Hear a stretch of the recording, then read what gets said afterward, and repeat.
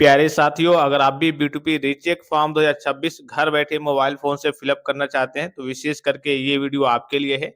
एक बात का आपको विशेष ख़्याल करना है, आपको कोई जल्दीबाज़ी या फिर लापरवाही नहीं करनी है। एक बार आप गलत सब्जेक्ट को चूज़ कर लेते हैं या फिर गलत तरीके से पेमेंट कर देते हैं, तो फिर आपको दोबारा ऑप्शन नहीं मिलेगा। पता ये चले कि आपका पैसा भी कट गया, आपका पैसा भी बेकार चला गया और आपका रीचेक का फॉर्म भी कंप्लीट नहीं हुआ, ठीक है? तो मैं सारे स्टेप्स आपको बताने वाला हूँ। अभी फ़िलहाल की बात करें, वर्तमान की बात करें, तो जब तक मैं आपको ग्रुप में मैसेज नहीं कर देता, तब तक आपको अपना रजिस्ट्रेशन नहीं करना है, क्योंकि शुरू में जब भी आपकी वेबसाइट का देखिए वहाँ पे मैनेज की जाती है, नया सर्वर वहाँ पे आता है, तो इस केस में कई सारी वहाँ पे समस्या है, टेक्निकल ग्लिच, टेक्निकल एरर देखने को मिलता है। जो पुराने बच्चे होंगे उनको मालूम होगा, कभी-कभी सब्जेक्ट शो नहीं होंगे, कभी-कभी उल्टे-पुल्टे सब्जेक्ट शो होंगे, कभी-कभी वहाँ पे जो आपका पेपर कोड है, उसमें कहिए कि गड़बड़ी देखने को मिलेगी।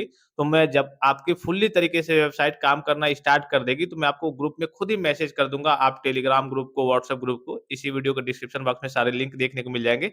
उसको आपको जॉइन कर लेना है, बाकी स्टेप्स को समझ लीजिए, ठीक है? तो जब तक मैं आपको फिर से रिपीट करके बता रहा हूँ कि जब तक मैं आपको ग्रुप में मैसेज नहीं कर देता, आपको अपने मन से आगे-आगे कुछ नहीं करना है। अगर करते हैं, फिर अगर आप मेरे पास ये मैसेज करते हैं कि सर मेरे में ये सब्जेक्ट शो नहीं हो रहा था, सर मेरा गलत तरीके से सबमिट हो गया, सर मैंने पेमेंट तो कर दिया था, पैसा कट गया है, लेकिन वहाँ पे सक्सेसफुल नहीं दिखा रहा, तो इस केस में नुकसान आपका होगा और ज़ाहिर-सी बात है कि रीचेक कराने आप आए थे और रीचेक भी नहीं हुआ और आपका पैसा भी डूब गया, ठीक है? तो इन सारी बातों का आपको विशेष ख्याल रखना है। जो भी देखिए कई सारे इसमें 3 स्टेप्स होते हैं। पहला स्टेप होता है कि आपको फॉर्म को फिल अप करना होता है, ठीक है? लॉगिन करके। दूसरा होता है उसके बाद से आपको पेमेंट करना और तीसरा होता है उसके बाद से आपको पेमेंट की रसीद को डाउनलोड करना, ठीक है? ये सारे जो काम होते हैं आपके 24 प्लस घंटे बाद, ऑफिशियल नोटिफ़िकेशन में 24 रहता है, लेकिन 24 प्लस घंटे बाद ये आपको करना है, ठीक है? जैसे अभी मान लीजिए कि आपने रजिस्ट्रेशन कर लिया, ठीक है? तो इसके 24 प्लस घंटे बाद, 24 प्लस घंटे से मतलब क्या है, 24 घंटे हो गए हैं, तो 25 हो जाए, 30 हो जाए, 35 हो जाए, 40 हो जाए, कितने भी हो जाए, कम से कम 24 घंटे हो जाएँगे। तो उसके बाद से रजिस्ट्रेशन के बाद से आपका जो पेमेंट का ऑप्शन आएगा, तो पेमेंट आपको करना है 24 प्लस घंटे बाद। फिर उसके बाद से जैसे आप पेमेंट कर लेंगे, तो उसके 24 प्लस घंटे बाद जाकर के आपको पेमेंट की रसीद को डाउनलोड करना है और उसको कॉलेज में आपको सबमिट करना होता है, जो कि ऑफिशियल नोटिफ़िकेशन में मेंशन है, ठीक है? तो सबसे पहले हम स्टेप्स को देख लेते हैं। अभी आपका लिंक एक्टिवेट नहीं हुआ है, बस मैं आपके जानकारी के लिए, आपके नॉलेज के लिए कि एक वीडियो आपको प्रोवाइड कर रहा हूँ कि आपको स्टेप्स पता चल जाए, ठीक है? लिंक आपको डायरेक्ट लिंक आपको ग्रुप में ही मिल जाएगा, जैसे एक्टिवेट होगा लिंक आपको वहाँ पे मिल जाएगा, जैसे उस पे क्लिक करेंगे, तो आपके सामने इस प्रकार के करिए कि इंटरफेस ओपन होकर के आएगा, यहाँ पे लिख करके आएगा रिवोल्यूशन रजिस्ट्रेशन फॉर्म, अर्थात रीचेक, जिसे नॉर्मल भाषा में रीचेक कहते हैं, रिवोल्यूशन रजिस्ट्रेशन फॉर्म करके आएगा।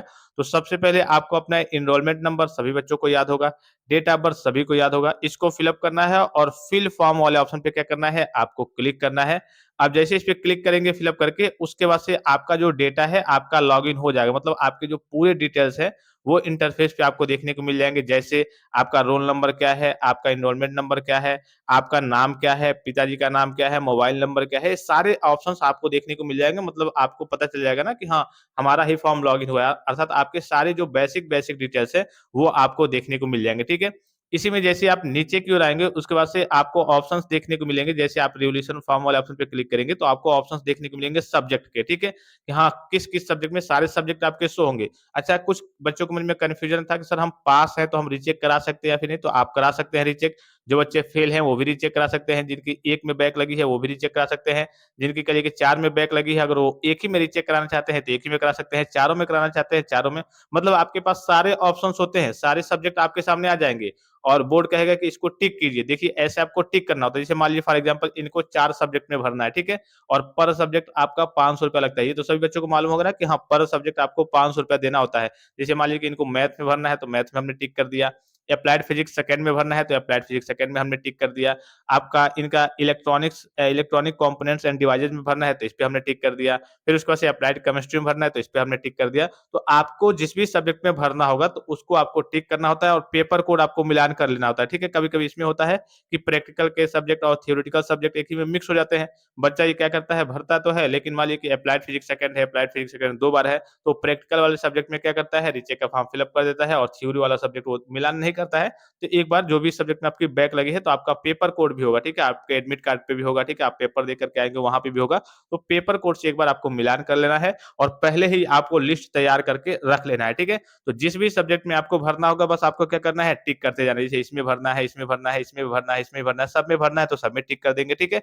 जितने में आपको भरना होगा, उसपे बस आपको टिक करना होता है और जैसे ही टिक करेंगे, उसके बाद से एक नीचे आपको सेव का ऑप्शन देखने को मिल जाएगा अर्थात सबमिट का ऑप्शन देखने को मिल जाएगा कि हाँ, इसे सेव कीजिए, सबमिट कीजिए।